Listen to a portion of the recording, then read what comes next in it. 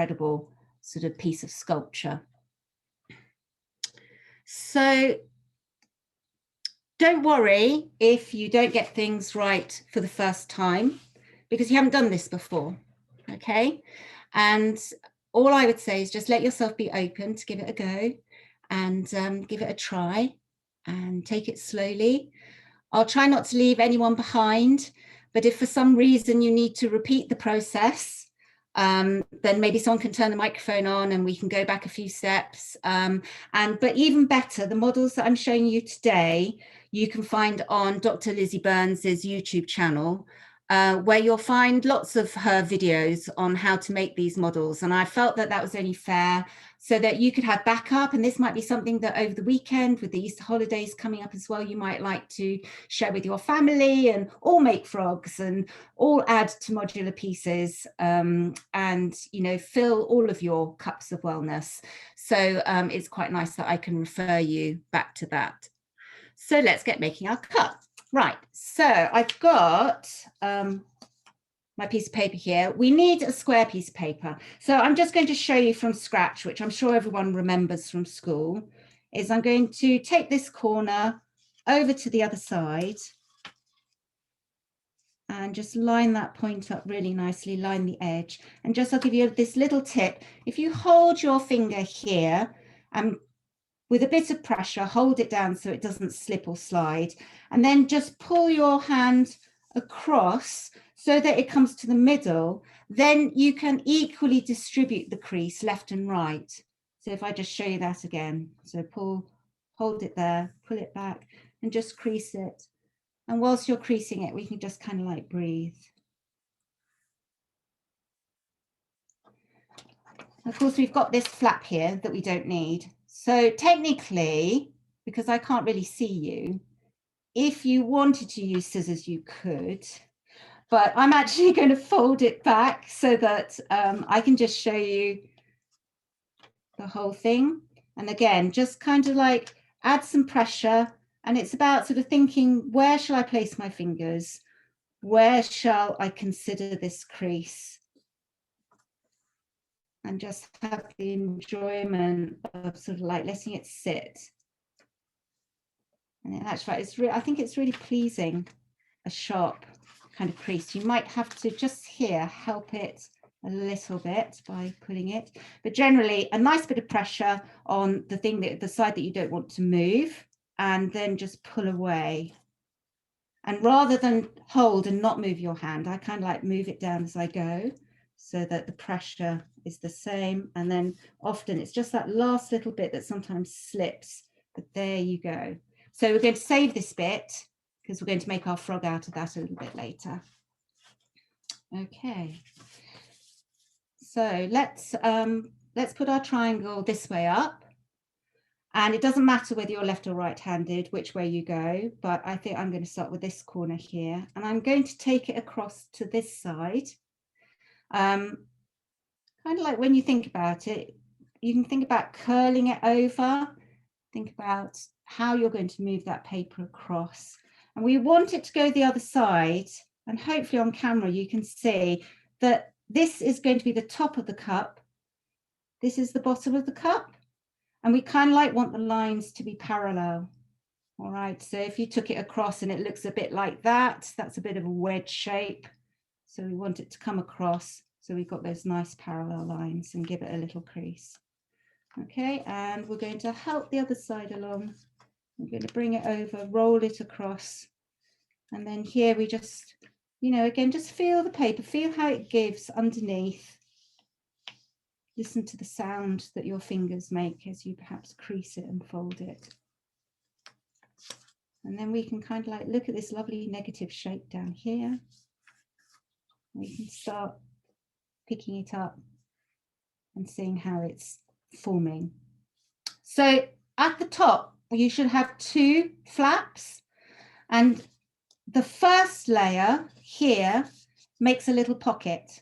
And so we're going to curl the top part of the triangle over, and we're going to put it into, we're kind of like going to glide it. And again, you know, you're just sort of like showing it the way. You're just saying, right, this is where I want you to go. I'm going to give you a little bit of help, and hopefully just with a little bit of encouragement, it will just snap. It will kind of like just sort of fit into that fold and into that crease that you had made before.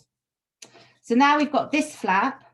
Now you've got a couple of options. You could have it folding down and have it as a feature like that. You could curl it and fold it into the center of the cup if you wish, like that.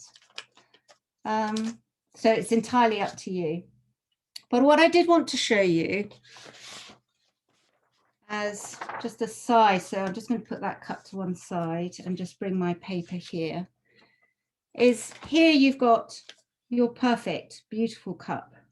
It's pristine. It's got those beautiful sharp corners. You've already made something and we've barely started. There's so many uses for it. This one has a little handle. I kind of cheated because I've used some scissors, but I'll undo it because then you can see, maybe if you want to add a handle, you can see how the handle was created. So I just drew the handle here, and then I just very, very carefully cut it out. And then when you fold your cup back up again, this lovely thing happens here, which is you can, the piece that you don't want, you can hide at the back and you can lock it into place with that flap, and you can lock the flap into place by obviously tucking that in. Oops. Like that. Okay, so here we've got our beautiful folded one. Here we've got perhaps the scrunched up paper of how we might feel sometimes. So if I were doing this with children, it's quite nice to do a little mindful practice and say, you know, what can you see in the paper? What does it sound like? What does it feel like? I'm looking at this now. I can see the piece of paper kind of gurning at me. It's got like a little front tooth and a mouth. And just have pleasure in sort of like being playful with the paper and using the senses. If I were to smooth this out very, very carefully, that would take time, because I wouldn't want, I know, I appreciate that it's fragile and I know that I won't want to tear it. And I can feel the tension of where it's catching and how it won't ever be the same when I get it back to the beginning. So out of that paper, you can make your own sort of crushed kintsugi broken cup. And here I've burnished with my pencil to sort of using different pressures so that I can make some of the areas darker, make some of the creases darker. I can use my pencil very lightly, very gently. I can be thinking while I'm doing that. And I can get my gold pen to perhaps highlight some of those cracks and see the beauty in that. I think kintsugi is such an amazing, beautiful art form. I would just so love to own a piece of authentic kintsugi one day. And inside it, I've put in this, and what I love about it is that it's flat. You can put it in an envelope and you can post it to someone. And by making something, I think that's really precious. You can fill your own cup of wellness, your own self-care by doing something creative and perhaps cheering someone else up and doing something for someone else. And you can fill it with all sorts of things. So here I've made a little mini version. You might be able to hear that there are some seeds in there, seeds that someone can plant out. So I can put that in there. A tea bag. There's so much ritual in tea and in well-being and in giving yourself time to have a cup of tea. Little notes that you can pass, and you know, even perhaps little quotes. And this one says, "A year from now, you will wish that you had started today." Right. So I'm just going to see if I can see you.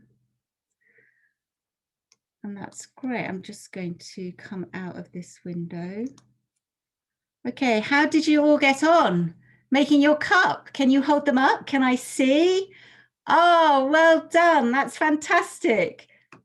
Absolutely brilliant. And you can decide how you want to make it. It makes a perfect little packet. If any of you have children with teeth falling out, they're perfect for putting a tooth in and making sure that it makes its way home safely. Brilliant. Right, so now you're going to need the piece that you cut off earlier.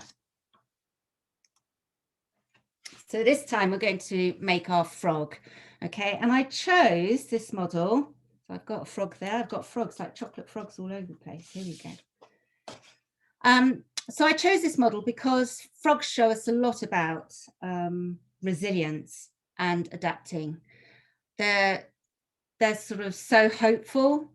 As soon as spring arrives and you see the daffodils popping up and you start, you know, sort of seeing sort of frog spawn and tadpoles, you know that the season's changing, that it's hopeful, that things have adapted, things have survived, and things can be normal. And they're hopeful and persistent, and they have found a way to survive since the time of dinosaurs. So I guess in a way they have sort of found the art of sitting very still. We can learn a lot from these little frogs. And I guess they've adapted and learnt the benefits of sitting still, because then they can avoid being something else, you know, avoid being eaten, or that they can ambush their prey more effectively. Okay, so let's make our frog. So we're going to lift up this little corner here on this side, and we're going to bring it across and line it up. And again, just line it up before you commit. Just be happy and sure, and then just stroke it down. And remember to breathe and breathe and listen to the sound. And think of, sometimes amazing thoughts come into my mind. I think, I wonder where this paper came from. What kind of tree did this paper come from? What might this piece of paper look like under a microscope? And we're going to do the same on the other side. I kind of like got distracted then. So we've done one side and we've opened it up, and we've done the other side, brought it to that edge. And it doesn't matter if it's not exact, you can just kind of like readjust it. Sometimes we have to readjust things when we don't get things right the first time. Okay. And now we're going to fold the triangle back so that now it's on the other side, and we've got the crease here at the bottom. And again, just make sure it's not overshooting that edge. Pull it in and breathe. In actual fact, paper is fascinating when you look at it under a microscope. All the different, whether it's sort of plant-based paper or whether it's, you know, sort of like paper made from cotton. Right, so how are we doing? Great. So we've got this flap, and we actually don't really need this flap. So again, I won't look if you want to cheat with scissors, but I'm going to fold it back traditionally and give that a crease and make just a starting tear at the top and just help it along. Keep the pressure nice and steady until you get to the bottom. And there we go. Right, so we've got our creases at the top, and now we want to do exactly the same on the bottom. So this time we're going to lift the corner from the bottom, and we're going to roll it very kindly, very carefully. We're going to take it to the other side, hold it there, just look with our eyes, just check where it's sitting, and breathe. And we can unfold it. And now we're going to focus on this corner, and we're going to take it across. Just find its way, let it look with your eyes. Is it going to line up? are you going to have to make slight little changes? There we go. And we're going to open it up. So now we've got a cross at the top and we've got a cross at the bottom. So now we're going to do a little move, okay? So what we want to do is we want to collapse a kind of like a Julia Donaldson kind of squash and squeeze. We're going to, with our index fingers, we're going to just sort of like bring these edges in. And you just have to kind of, it's almost like pre-warning the paper that this is going to happen, just so that it can feel its way. And we're going to pull it in. And once you've got your thumbs down here holding the springy part in place, we're going to just press down on the top. And as you press down on the top, you can see that the triangle is going to splay out and it's going to get squashed. And you can just kind of, actually it's quite satisfying. You can just sort of like give it a little bounce and a squash. And again, because you've done those pre-creases, it will just sort of like sit comfortably and sit well. Now we're going to turn it round. And we're going to do the same again. So now this time, just ask yourself how you're feeling, because you've had a little practice. So maybe this time round, your brain has had a little bit of a rehearsal already. So we're going to do exactly the same as we did before. We're going to just bring in these edges here.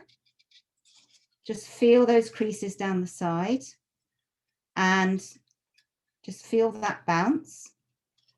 And from the point, we're going to just sort of put it down, squash and squeeze. And so now you've got two halves. Okay. And that in itself, when you kind of like look at it, look at that amazing structure inside. Okay. So that's the body of the frog. We're now going to have to try and create his back feet, his back legs and his front legs. So if we lift up this corner here, we're going to bring it to the top. Okay, so just lift it up and bring it to the top. And we're going to do the same on the other side. So just lift up that first layer and bring it to the top. There's so much maths in here. And if I was doing geometry or looking at equilateral triangles or looking at tangrams, that would be the best bit of the maths lesson. I'm going to turn it around so that now I can do the same again. Take it up to the top. And on the other side, like so.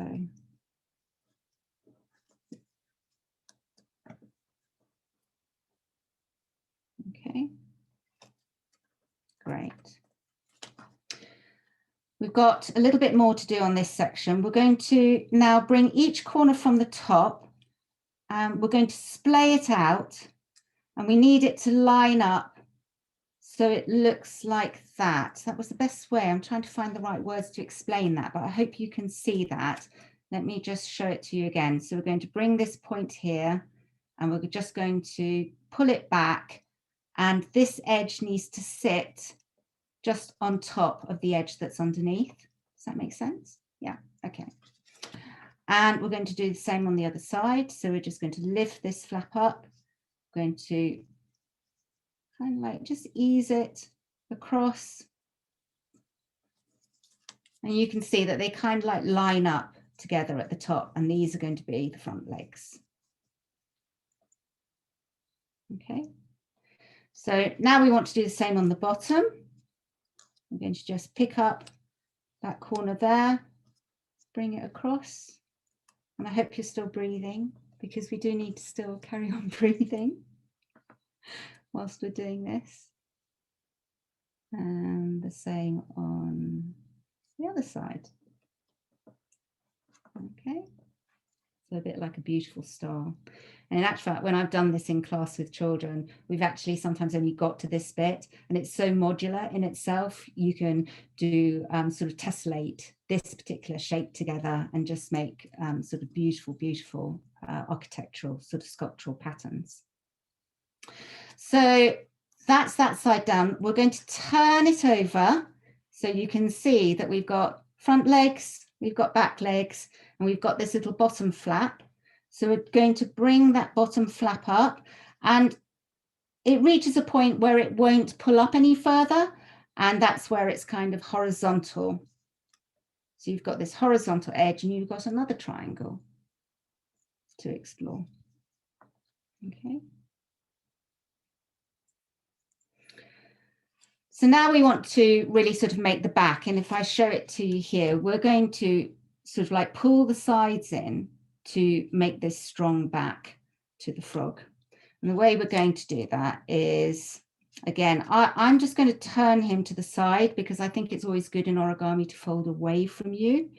It gives you a little bit more control. So I'm going to bring this corner and I'm going to bring it up so that it runs down the middle. And you can see even here, it's sort of stretching. The paper's under sort of like a little bit of strain, and you just kind of have to help it along, saying, that's all right, I'm going to help you there.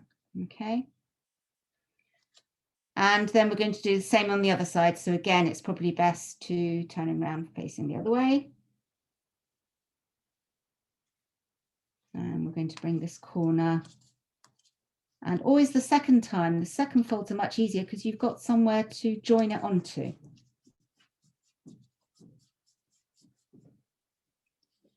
There we go. And now we can look at that structure there. Now here on the bottom flap, if you look very closely, there's like a little pocket. So we're going to just try and curl the point of one side. Doesn't matter which side you do. Curl the point of one side. And we're just going to tuck it into that pocket so that it sort of holds it into place. Whoops, it didn't go. So let's just put that in there again. Sometimes it's a little bit fiddly to get your nail or to get a chubby finger like mine in. So there we go. All right. And then we're going to do the same on the other side. So just see if you can open up that side, curl that point in. Sometimes you might just need to curl that and pop it in there. And there we go. So there's our frog. He hasn't got his spring. So we're going to turn him over. So we want to bring him to life. So hopefully we're all at that stage. Let me just check where you are. Okay, are we all nodding? Yes. We're going to fold our frog's legs up. Oh no, we're going to squash him. There we go. Okay, and we're going to do like a little step fold back. So it's called a pleat. We're going to bring down that edge, the top edge here, and we're just going to curl it over. And as you curl it over, you'll feel there's that little bit of spring. So we don't want to do what we did with lots of the other creases, really press it down hard, because it's the spring that's going to help us make him move. So just kind of like make sure that it's sitting well. It's got a little bit of spring, and I'm going to turn him over. Okay. And I think you've done so well that you need to give him a little stroke on his back, and then off he goes. Have you made him hop? So Sophie, I can see you. Here's another little one. So you just want to sort of like put your finger on the spring, and there he goes. Brilliant. Yay. Lovely. So satisfying. Sally Johnson, yes, I've just seen your chat. It says it's so satisfying. It is, isn't it? Okay. So let me just bring, oops, lost my mouse somehow. Okay, so how are we doing for time? Because I haven't pinned you, Deborah, as I ought to have done. Let me just pin you here. Oops, I can't pin you now. Okay, not to worry. How are we doing? Oh, we're 6 o'clock. We're kind of like overtime. Shall I do just the last bit? Is it quite quick? It's very, very quick. Brilliant. It's very, very quick. Go for it then. So I've got here, you can have post-it notes. I've just got a block of small square paper. So this is, if you're using A4 paper, then obviously it's going to, when you've done your square, it's just going to be cut or tear it into quarters. So I'm going to show you with it here. So here's my piece of paper. We're going to fold it up to the top. And we're going to fold it down on the left. And we're going to fold it down on the other side. So we've done a mirror image. Yay! Well done, Myra. Your frog is jumping. That's fantastic. We're going to turn it over. And we're going to bring that fold up to there. And bring the fold up on the other side. And that's it. That's literally it. Well, I tell a lie, actually. When you turn it over, there's this little pocket. It looks like a little mouth. And you're going to give it a little squash and a squeeze. And when you squash and a squeeze, it makes a crown. And that's what this is made up of. And in actual fact, if you hold it like a crown, that's the first shape you'll see. But the shape you actually want to see is, imagine it as a boat with a sail. So I'm going to get another contrasting piece very quickly. And I'm going to do that and maneuver again. So we're going to bring the corners up like so. I'm going to pull one of the flaps down and mirror it on the other side. Let's turn it over. We're going to bring the corners up. 1. And the corners up. 2. And we're going to look for where we can put our finger into its little mouth. And with your index fingers, give it a squash and a squeeze. So you can, now you've got 2 crowns, okay?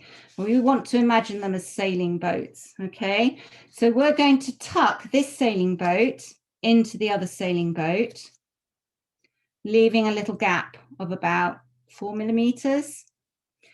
And then this sail actually tucks into this pocket that you've made. So we'll tuck that down there. And you can see now where the pattern is going. We can turn it over. We can tuck this down on the other side, do exactly the same.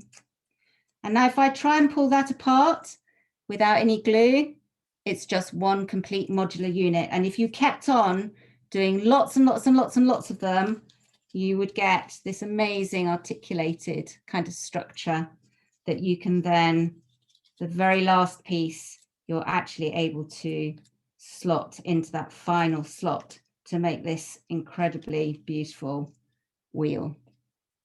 So there we go. I hope that you've enjoyed my presentation. That sounds oh, thanks. So funny. Let me just change my camera.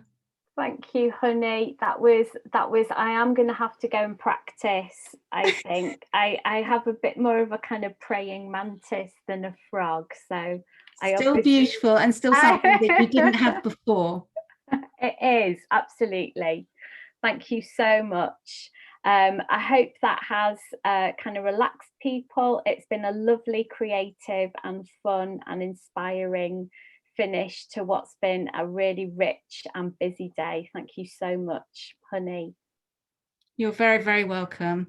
And just thank you so much. I was really nervous. I was really kind of like fearful and all sorts of things this time last week. It was like, no, I'm going to duck out. And I'd just like to thank, those people who have, just said, no, you can do it.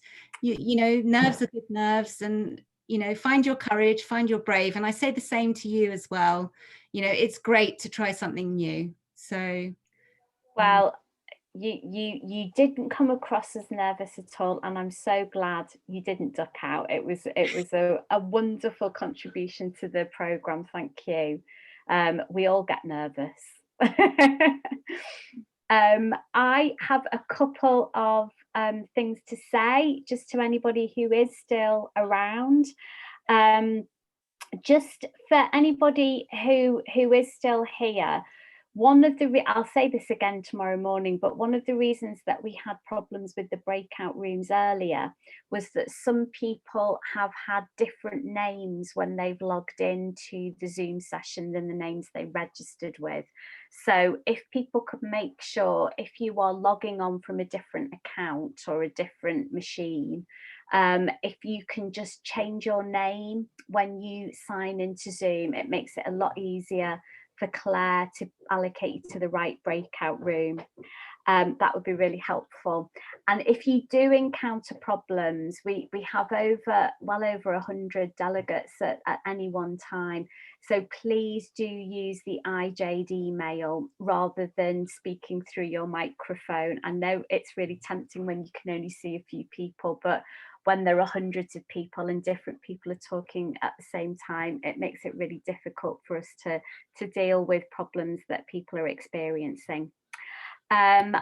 Make sure that you have a look at the mural boards, and please do share ideas and engage with them. I know some people have done today. I'm not saying do it while people are doing presentations, but in the breaks, please do feel free to add your ideas and share your comments on those mural boards.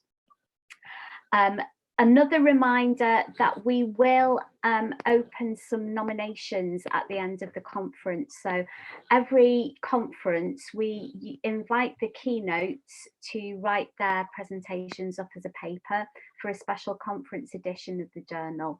But we also have a system for delegates to nominate papers that they've particularly enjoyed and that they think would make a great contribution to that edition. So there will be an online nomination form. It won't open until after the conference, and I'll give you details on Sunday. But please do be thinking about the papers that you might like to see written up and published. And lastly, just a last reminder, have a lovely evening tonight. Don't forget that we start earlier tomorrow. We start at 11 o'clock tomorrow morning. So I look forward to seeing you all then. Thank you very much to everyone who's worked behind the scenes and supported the sessions today, and to all the speakers. Thank you.